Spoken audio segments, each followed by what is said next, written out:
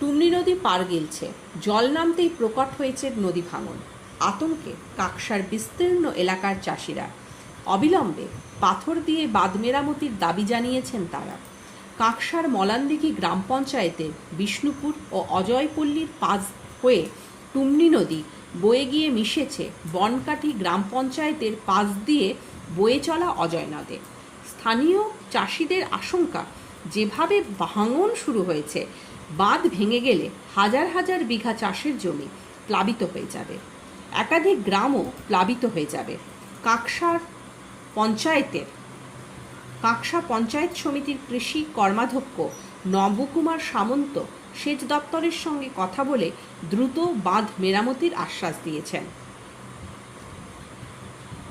কাকসা পঞ্চায়েত সমিতির কৃষি কর্মাধ্যক্ষ নবকুমার সামন্ত সেচ দপ্তরের সঙ্গে কথা বলে দ্রুত বাঁধ মেরামতির আশ্বাস দিয়েছেন।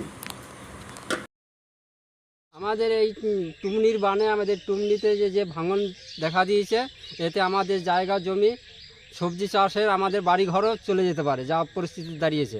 আমাদের এখন খুব সংকটে আছি, যাতে এইটা একটা ব্যবস্থা হয়, পাথর দিয়ে যদি বেঁধে দেওয়া হয়, তাহলে আমরা এখানে কোনো রকম বসবাস করতে পারবো, আর নয় আমরা এখান থেকে বসবাস করার মতন পরিস্থিতি থাকবে না। আচ্ছা, আপনারা কি জানিয়েছেন প্রশাসনকে? না, এখনও জানাই নাই, তবে এখন পরিস্থিতি জানাতে হবে, এখন না জানালে কি করে হবে। কেউ কি এসেছিল? না, আগে এখনো কেউ কিছু আসে নাই। বৃষ্টি জলে বাঁধের গোড়া ঘিসে চলে এসেছে টুমনি নদীতে।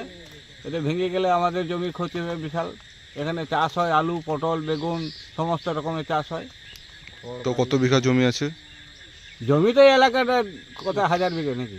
1000 বিঘে, 1000 বিঘে জমি হবে। ধান চাষেরও জমি আছে? ধান চাষের জমি আছে, বিশেষ করে সবজি চাষের জমি আছে। কপি চাষ হয়, আলু চাষ হয়, পটল চাষ হয়। এই টুমনি বাঁধটা যদি ভেঙে যায়, সব মাটি চাপা পড়ে যাবে, এবং এই দিক থেকে আবার এই যোগাযোগটা বিচ্ছিন্ন হয়ে যাবে।